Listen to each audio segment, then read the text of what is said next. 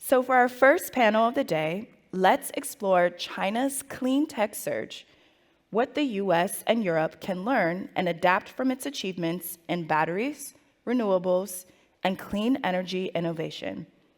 And to join us for the discussion, I would love to invite Daan Walter, principal at Ember,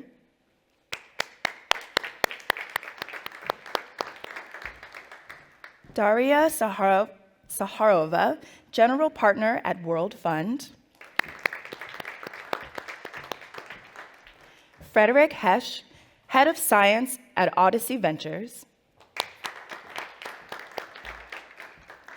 And to moderate this panel, let's welcome Bianca Dragomir, director at Cleantech for Iberia. Bianca, over to you. Thank you. Thank you very much. Good morning, everyone, and welcome to the brave participants and panelists at this early conversation on China's clean tech surge and what the EU and US can learn from its clean tech development. And I guess this is a timely conversation, isn't it, with everything that is happening today globally. And just to take a little bit of the pulse of clean tech race today, we all know that this places, on one hand, the US, who gave the starting gun of this clean tech race, right, with the Inflation Reduction Act, and now is taking a little bit of a U-turn, pulling back on its climate targets. On the other hand, we have Europe, with being now in the eye of the storm, right? Over the last years, it has been lagging behind in the clean tech race and has been handed over part of its strategic value chains and clean tech to China. And then we have China. China, who has become a frontrunner in the clean tech development and deployment over the last years. We all know that China now leads in solar production. It leads also in battery manufacturing, has built strong production, domestic demand, and export capacity, sometimes at the expense of taking a dumping stance in Europe, for example. But also it holds a growing share of clean tech patents and deployment infrastructure. So interesting times, I would say. Sure. And I would like to encourage us to really switch to a learning mode this morning. This conversation is not about confrontation. It's about really a time of reflection, but also a time of action. So let's see what can we really adapt from China's experience, what are the practical steps, and what collaborations are possible today in really a tectonic shift, I would say, globally in terms of competitiveness. So I'm really thrilled to have this conversation today with Daan Walter, principal at Ember. Ember is a think tank providing leading analysis on power systems and also energy transition policy trends, global trends. He's a Dutch based in New York, so really interesting to take your view, Europe, US. I'm thrilled to welcome Daria Saharova from World Fund, investing in game-changing climate tech in Europe, and World Fund has closed a 300 million climate tech fund last year. And Frederik Hetsch from Audacy, investor in industrial decarbonization, early stage across US and EU. With also, you lived 15 years in China. So right, yes. Also, again, a really great panel to have this conversation today. So let me just really start by asking all of you, and maybe start with Frederik, what are the ingredients that help China scale clean tech so fast, and what is really truly unique to China? And do you think that China is a hero or a villain? Because it's kind of a, split, we have split views on this. What's your take? And then I would like to go to the other panelists. Frederik. Yeah, thank you. Thank you, Bianca. Very, very good intro for this morning. Glad to be here in these turbulent times and discussing these very important topics that keep on ever changing. So I think in the preparation for this, we all try to stay up to speed what's happening. And then just last night, there was another change yet again. So I think, let's, as you said, let's go back to the fundamentals and try to learn. And then if things keep changing, this conversation, I think, will keep on going afterwards. So for the first part, the short answer for China, I would say, is long-term planning.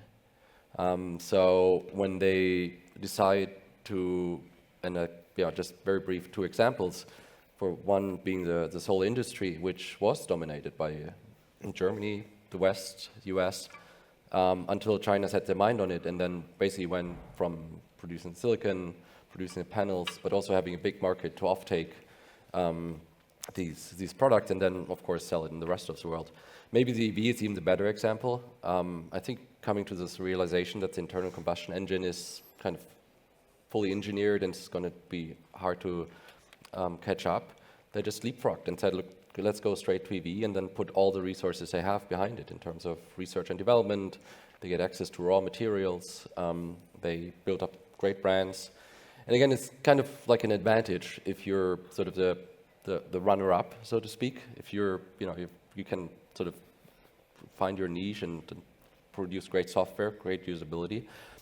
And yeah, and then again, that's sort of the advantage I would say is that a state like China can, once it sets their mind on a specific topic, they can put all resources they have behind it, and they're not sort of bound to 4-year election cycles where there's a sort of change in policy or potentially a change of policy every 4 years. So that's one. Is it a villain or a hero? Well, look, I mean, we were just discussing about decarbonization and energy security before the panel, and I mean, if a country is providing you with cheap, clean electricity, why not, right? Like, why say no to that? So I think the rest of the world should sort of cooperate and just basically be thankful that there is this opportunity. I mean, imagine we would be living in a world where like fossil fuels will still be the cheapest option, then I think we won't have this discussion today. Absolutely. Daria, what's your take on this? Hero or villain? I'm a VC. I go with, it's hero in a way, right? Because I think the question is multifaceted. What exactly you're looking in? And you think, and the outcome, they're doing great. You just mentioned 10% of their GDP from Cleantech is coming from Cleantech. And that is a development of the recent years. And I think the commitment and also capital allocation at scale is maybe easier having, one party to go in a long-term vision. You put it in a very diplomatic way, right? It's of course the political regime they have, which is a strong commitment, and they said, like, this is our 5-year plan, this is our 10-year plan, we all go there. Innovation is key pillar, EV is key pillar, electrifying everything, let's go and hit, all of our capital allocation there, and that is working. So I think we should not be demonizing them, but we should actually learn from them. And you mentioned 2 things I would actually, on a positive side, if you look at the patents applications in the Cleantech technology, actually almost 30% come from Europe, and half of it comes from Germany, not China, not US, right?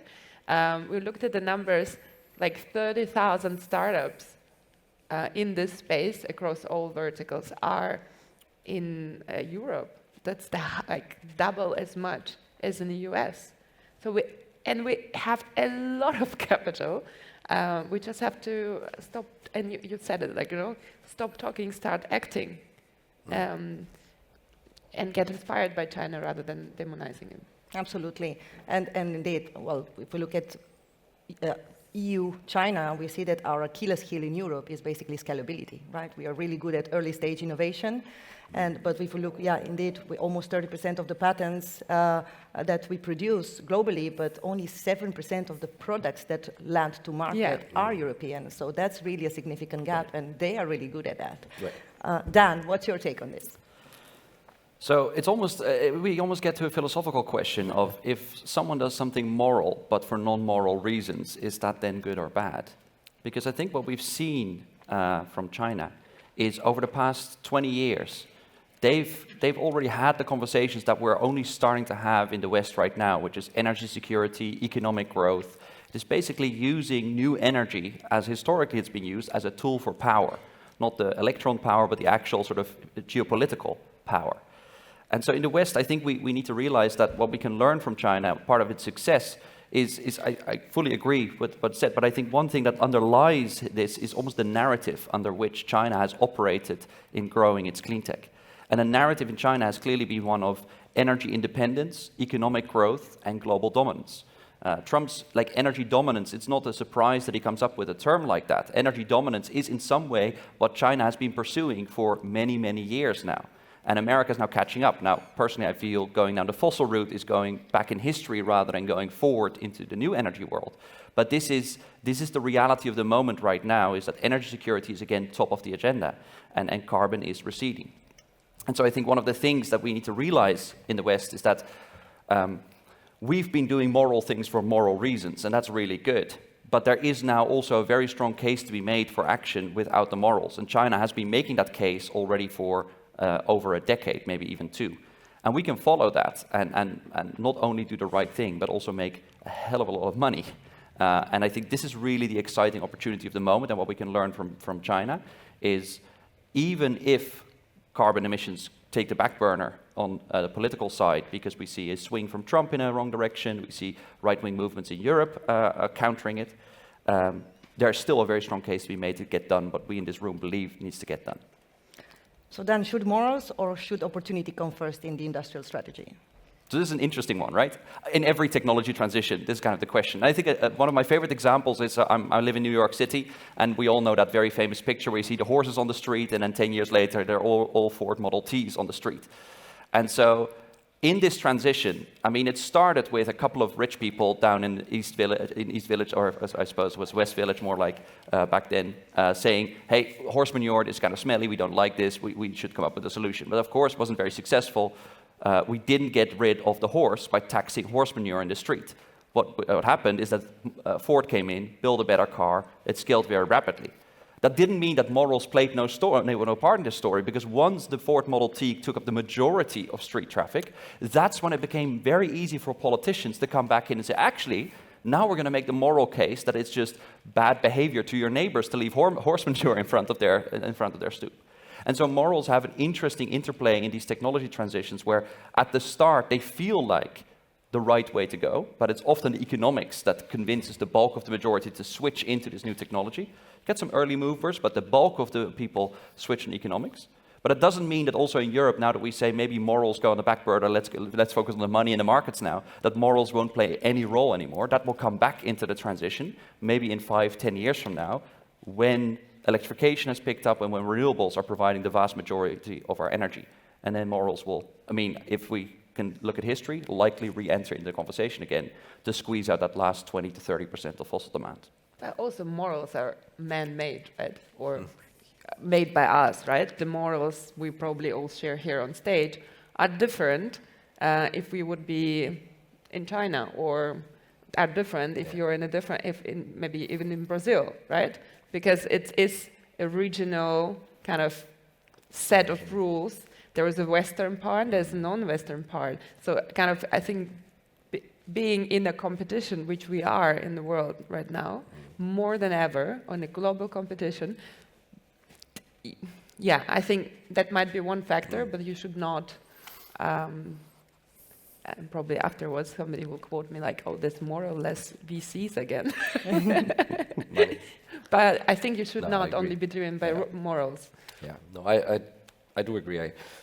I kept, when we were preparing for the panel, I was thinking about it, the word moral, and I guess my struggle is, when it comes to politics and countries and governance, moral is quite a big word, right? I mean, if you turn that around a bit, you could also argue that maybe it was not so much, a European moral, maybe it was just European arrogance, right? We were used to a world for like 50 to 70 years where Europe and the so-called West, has been dominating, and it was a very sort of, well, especially from a German perspective, it was a very comfortable situation where you can sell very sort of cheap products with a high markup, it was a high margin to China. And then, you get the security and safety from the US, and at the same time you get cheap fossil fuels from Russia, right? So I guess where's the morals in that, right? So I think at the end of the day, the realization is that these things keep changing, and now there are new players, and China is one of them. We haven't even talked about India, right? So India is clearly another country that is challenging the sort of the existing world order. And yeah, I totally understand, right? Like having lived in China for 15 years, I can see how difficult that is to adapt to sort of a new world. But I guess at the end of the day, there's no choice. Absolutely. Well, let's zoom into Europe a little bit because, well, Dan, you mentioned the reality of this moment, right? Let's bring the reality of this moment to Europe now. We are at a key moment with the Clean Industrial Deal, right? Which is a new start for Europe in the cleantech race. I like to say that it's kind of a passport for economic competitiveness of Europe, a new passport, right?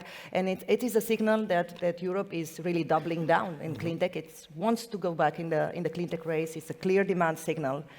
It mobilizes, a vast amount of capital, 100 billion on the table, with de-risking, with guarantees, and also it's a quest for simplification, really making the business case for cleantech. But now, what do you think are those things from the China experience or journey that are absolutely not replicable at the time of designing the industry strategy in Europe? And what would be those that we should integrate as soon as possible? I'll start with you. Okay, sure, thank you. I think going back to my initial statement, the long-term planning, I think, again, that will be very difficult to replicate. I think Draghi said it in his speech, like, it's a lot of countries to unite behind one goal, and then even within each country, you still have elections and parliaments, which, it's all good, but again, it just makes it harder to unify against one goal. Although you could argue that now the pressure is so high that probably, this will change, but we should also not deny the fact that there are clearly very sort of different ideas about the future for each in Europe in different countries. So I think that's one. I was at a very sort of similar conference just 2 weeks ago in Hong Kong, and one of the things that really struck me there was the argument that the one thing that China has is access to cheap electricity.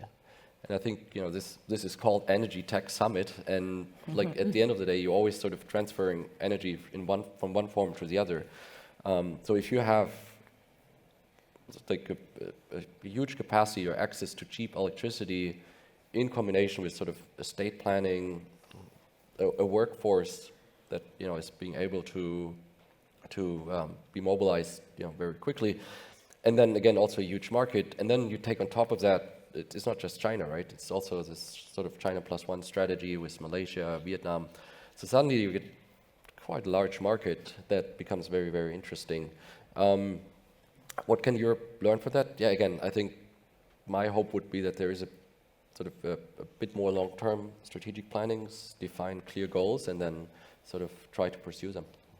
Thank you. And Daria, we talk about investments with the Clean Industrial Deal at the key moment in Europe. How do you see this, like the learning from China, but also I would like to kind of challenge you to also integrate what can we learn actually from the US experience until Trump with the Inflation Reduction Act and the scalability of cleantech? Yeah.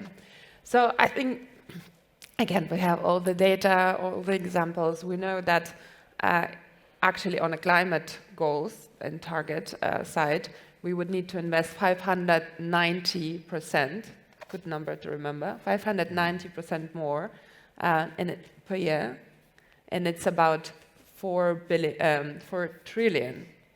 Yeah? That's a global number? Yeah. The global number, just in Europe? In Europe. Makes sense. And so I think, it's a nice deal, but first of all, it's not enough. And second of all, then the question is how it will be allocated, at what scale and what speed to whom, right? So what I wish, on a positive note, from the European Union and Commission to be actually really acting on what we are saying to do. Because all these words and the narrative and European sovereignty within the energy and all of this kind of topics been there for quite a long time. So we know all of this. Yes, the urgency is now because somebody is doing something in a different way and Trump is just doing things and China is doing. Yeah, and we're like, oh, that's a new thing. But actually, it's all been there. We all know this data. We all know the opportunity. again, we have the patents, we have the startups, we have the incumbents, and yes, we lost the EV race to China, but by the way, Germany still has 8% on the global market as a market share, and we could, I think there are opportunities also there, still to become a leading supplier for this industry, because we do have the supply chains. And so I think, again, I have a lot of, unfortunately, a lot of experience seeing that, there is no real allocation then happening. So I wish for that, and I wish for more capital. Thank you. Daan, you're a European living in New York, working in this space. How do you see from your angle this topic of investments, Europe, US? Maybe to also hook into what Frederik just said, I think one of the things that we've really forgotten in the West is true system thinking. Truly looking at this transition from a long-term perspective, but that first requires us to look at systems as a whole. System thinking is a bit misused, I often find, in this transition, because typically when we talk about system thinking, we talk about, for instance, carbon accounting and scope 3, forcing suppliers in Germany, small steel manufacturers to know exactly what kind of boiler their Vietnamese suppliers use. And there's an incredible amount of system thinking, but all in the column of carbon. Ask these same suppliers how much of their value chain is exposed to Russian gas going into Poland, or LNG coming from America that is used as a geopolitical tool by Trump. And they have no idea. Even the European Union doesn't have a clear idea. It was only when Russia invaded Ukraine that they actually came up with a plan to mitigate exposure. And even there, the estimates were very rough. And so we are over-indexed into thinking in carbon systems, but not truly in full energy systems.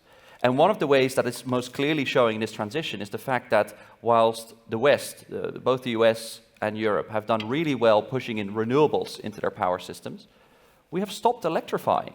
2008, you could look at this data and it's very interesting. You see the share of final energy consumption in both America and in Europe, but also at each individual member state of Europe and each state in America is rising and rising and rising. And then in 2008, there's a turning point. Actually, it plateaus. And so for the past 15 years, roughly, we have not further electrified our societies. Now, one might argue, oh, is that because we've electrified everything that can be electrified? No. China overtook us on electrification. For that matter, Bangladesh overtook us. For that matter, Vietnam overtook us. So we've somehow, in 2008, kind of lost the will to grow into new tech, not when it came to supplying energy, but in how we demand energy. And so the great forgotten part of this transition is electrification. It's the second vector of change. And we've gone, I think, a little bit down a blind alley of over-indexing on emissions from the power sector. Because, I mean, my organization, Ember, also does a lot of power data. It's readily available. It's fun to talk about. It's electrons. It's the future. But we forget that, electricity is only part of the system. And when you decarbonize your electricity generation through subsidies and support, and you translate those subsidies into higher electricity prices, you're defeating the very purpose you're fighting for, which is the electrification of the whole energy system. And now with energy security, we're currently in Spain, 74% of energy consumed in Spain is imported. That's all imported energy. It's in Germany, it's 67%. We think China is stressed out about energy imports. It's only 20% in China. So Europe is incredibly exposed to import risks. And if you look at mitigating those risks, 80% of the money we spend on energy imports is for final consumption. It has nothing to do with power. Final consumption, mainly oil, obviously, to drive our cars and drive our industry. That's all imported oil and gas. That's where our main exposure lies. And so it's electrification that is important for the transition, but also important for energy security. And it's exactly there that we've, I think, under-indexed our policies on. So one of the learnings from China, I fully agree with Frederik here, is just lower the electricity price. It's the best subsidy we can give for economic growth, and at the same time decarbonization, and at the same time energy security. It's probably the easiest thing one can do to have as much impact as one can have. Absolutely, and I think that Clean Industrial Deal also goes into this direction, right? On the clear demand signal for industries to integrate, to adopt clean technologies, to lower the energy prices with, guarantees, then introducing the public procurement, the sustainability in the public procurement as a criteria. All this goes into that direction, right? I personally would have preferred this to have happened 4 years ago or many more years ago, but this is happening now. Do you think that what is happening in the US at the moment is a blessing in disguise for Europe in terms of, many people say, well, this Europe is becoming a landing pad for capital, US capital, for US innovators, for European innovators that have gone there and now maybe, see Europe as the go-to place. Is this moment, can we look like that to this moment, Frederik?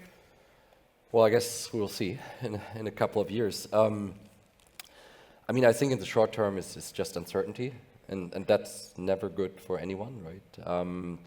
The uncertainty that's been created of this flip-flopping, tariffs one day, then takes them away then the next day or the next evening. I think that is really the theme at the moment, and you see it in the stock market, you see it in investment decisions to a point where supply chains being disrupted and so forth. So I don't think there's sort of any winner in the short term, so to speak, from this uncertainty. However, I do agree that sort of what I think we can already project now is that this reshuffling will benefit a lot of people, and I would guess, again, this is very early stage to make a prediction, so it could be horribly wrong, but I do think that the real winner will be basically everyone except the US, because China has a lot of other markets to sell into. Europe could really pick up the bill because, the fundamentals are here, right? There's good research here, there's money here. We still have this know-how to manufacture and produce. Again, how that looks like sort of in practice, I don't think Europe will be becoming completely independent, but there's going to be new partnerships and sort of new friends in the world. So I think that shift long term will be beneficial if the US is continue to go down, sort of making enemies with everyone else, which there's no doubt that's historic, right? To sort of go against Canada, against Europe, that's a fundamental shift. And I do believe that there will be some winners from this reshuffling, and there is a chance, sort of historical opportunity for Europe to be one of those winners, yes. Daria, what's your take? Again, I think we don't know, but we can, operate on assumptions, and I actively decide to go optimistic on this one and to say maybe that's the last wake up call for us to actually move forward. And I have a good example of that, for the last 60 years, US would come to Munich for the Munich Security Conference and say, you have to become independent from us. Every single year. Nothing happened. This year was the same message, different style, right? The same message. So I think the message, which is about the packaging of the same messaging, maybe we needed that to wake up and act. And we have all components. And I think, we talk we don't think in carbon. I still believe that if you look at data, decarbonization technologies are already and are going to be one of the biggest drivers of our economic growth globally, right? And it's energy security comes hand in hand, and cheap electricity comes hand in hand. So I think short term it's a lot of chaos, what is now, but I think we should look beyond chaos and just do what we already know what to do. We know what to do. Thank you, Daria. Daan, over to you. So I think one of the things that's important in Europe is that we, to some extent, stop defining who we are by what the US is. And I think this was kind of interesting when we looked at the IRA, is that the IRA got passed and everyone was like, oh, how great, let's now move all the capital to the US.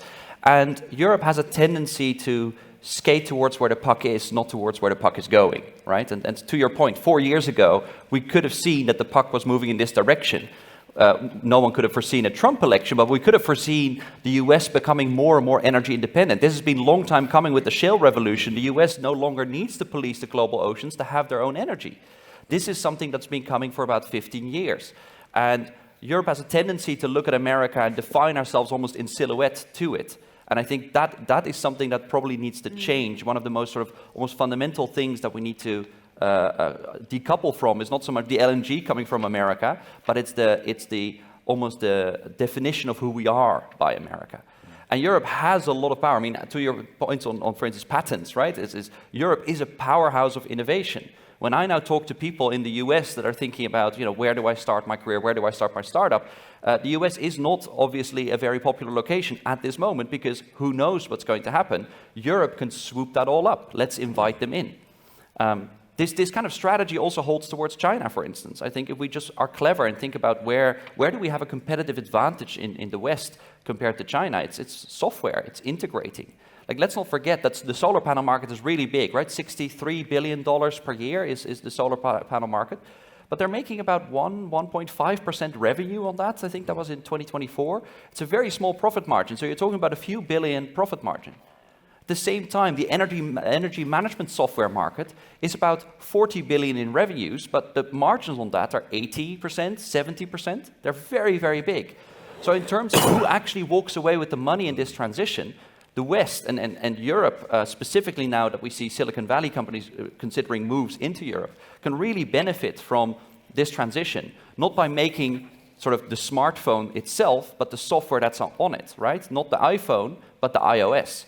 And this is, I think, the opportunity, the big opportunity for Europe at the moment, is making that iOS, sorry. If I can add to that, even not on, beyond software, if you look at the battery sector, yes, the EV sector went to China, but we also have such an amazing opportunity to become the global market leader, for example, in high performance cases, right? Mm-hmm. We have great companies. We actually happen to be invested in one. It's called Custom Cells. They've been around for over 10 years. It's a Fraunhofer spin-off. It was at some point. Everything will be electrified. Everything, including, by the way, defense, right? But also including kind of the pacemakers. Right? And China is not yet there, and these are high margins products. We are already there. Again, as we see, I think, simple message from my side today on this stage, we need more capital. Deploy at scale in these use cases, or even better recycling. Again, not the software. Super strong in Europe, and it's also security and exactly. Yeah. Now that you mentioned battery recycling, I think that's a core example of skating towards where the puck is going. To some extent, if you're you're a bit more selfish, you just say, let China go through the trouble of mining all these minerals, going through the dirty process of the first manufacturing round, suck them into Europe as much as we can, and then keep recycling and remanufacturing them here in Europe. Then basically, I mean, our analysis has shown when you actually look at a proper recycling case for Europe, you can become mineral independent in about 20 years from now. So you have a bump of mining that happens in the world, mainly led by China. They're leading there. I mean, we need to participate, obviously, to have our own skin in the game. But mineral mining is something that in 20 to 30 years from now, if we set up recycling in a proper way, we don't need at all. There is no long-term dependency per se on China if we set up a recycling system. It is one of those examples of being prescient rather than just copying what the leader currently is doing. And maybe to add again to this, making a point that we have a lot of fantastic R&D coming, again, also from Germany. Here, we happen to be invested in Scilab. It's an RWTH Aachen spin-off. We have another company based in Munich. We have these companies. We can actually invest in scale. If there are investors there, please feel free to reach out to me afterwards, or to both of my fellow panelists. I'm sure we can share a lot of fantastic ideas where to allocate your capital at scale. Thank you. Well, just because we are heading towards the end of our time, I'd like to kind of invite us to really think a little bit, how do we move forward from here onwards? We've looked at where we are coming from. We've taken the pulse of the moment. How do we navigate what's coming? And we all know that this is a polycentric landscape when we think about Cleantech, and I think it was obvious from the discussion. But what can we think or foresee regarding strategic alliances at global level at this point in time when we know we have a tectonic shift globally, and this is a new global order, right? And it's changing every day. How do you see strategic alliances at the moment in clean tech? And I'd like to continue with you, Daria. Yeah, I think, again, we have to start thinking as Europe. And of course, strategic alliances globally are mega important, but I think we first should focus on allying within our group, because this is what has been really stopping us from moving forward. Again, we know what to do. We have to act on that. The high level of bureaucracy, but also the high level of misalignment between the member states is, for me, one big obstacle to actually be successful. So let's start there. Frederik?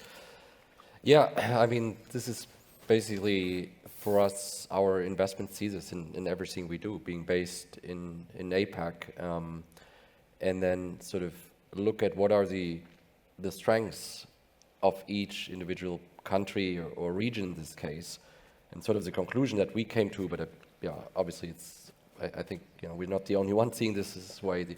The real opportunity from an investment perspective, but I do think that's sort of the thesis going forward, is if countries focus on their individual strengths, so Europe as a region, as we discussed, having a history of tech development, having a history of good engineering, having good universities, a lot of patent application, but also having sort of not a small, but also like a limited market. So we see it with our companies that they typically, the companies that we invest in Europe and the US, they do their first pilot project, which, at that point, you're probably not at the unit economics where you want to be, but you still have to prove it, because in some ways it is a very favorable environment to this clean tech. Again, also in terms of workforce, in terms of the people's background here. And then the real scale up is then in APAC. And this is both in terms of manufacturing, getting access to a supply chain, an integrated supply chain, getting access to different components at cheap cost, but still good quality. And then at the same time, having a big market to sell into, right? APAC is 50% of the world's population. It's more than 50% of the world's CO2 emission. So I think, again, if we sort of, hopefully, and that would be sort of my optimistic view, that we manage to agree that we're not alone in this planet. Like each region needs, there's always going to be some sort of dependency. And ideally, the dependency would be that each region focuses on their strengths and then plays to it. And again, I think that could play out for our investment thesis, but more generally, it's sort of my hope where the world is going. Thank you. And very briefly, Daan? Yeah, I think, like zooming out, you asked about sort of new geopolitical alliances that we're going to see. I think the direction of travel, actually for the first time in a long time, is kind of clear for the coming years, and that is that China is going to expand their influence across the world. We've had a lot of these conversations now been the West and China, and the world is of course a lot bigger than that. The global South is rising very fast. I mean, it's I think 1 in 5 countries in the global South actually are ahead of the global North in renewable uptake. It's just cheap power that you want to roll out very, very fast. The global South is now the largest export market for China, for its EVs, for its solar panels, for everything. This is going to continue to grow, and so as Europe, we need to, I think for ourselves, how are we clever in this transition? This is a fact, this is a given. We can't compete with China at the moment on manufacturing.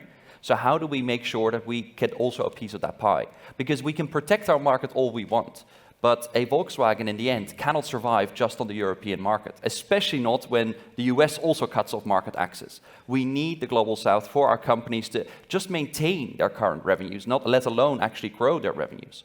So we need to find a way to accept the reality in energy right now, which is that China is leading and at the frontier. We need to accept the fact that existing markets that we've built up in energy in the global South are going to be lost to China. And we need to come up with a clever strategy on how to do that. And I think, for instance, software is one of those. I think people are still more likely to trust Western software than Chinese software. I think finance is another one. They're still more reliant on Western capital markets than Chinese capital markets. So there are many ways that we have an advantage and something to bring to the game. But we should probably stop focusing on all the things we cannot do and start focusing on the things we can do. And then I think Europe can be very, very strong. Action leadership, right? Thank you very much for this insightful and really grounded conversation. I've personally really enjoyed it, and I guess that also our participants have made the most of it. Lots of flow of ideas and lots of things happening globally. Allow me to just wrap up with a few key messages that I take from this conversation. Number one, energy security, cheap power, and decarbonization go hand in hand.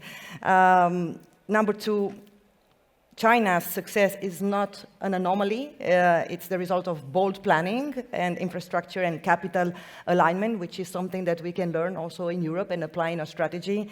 Number three, Europe needs to rethink itself. We need to rethink ourselves. We need to rethink our business selves at this moment in time in Europe and move from pilot to production scale. Daria, you mentioned about scale, deploy at scale.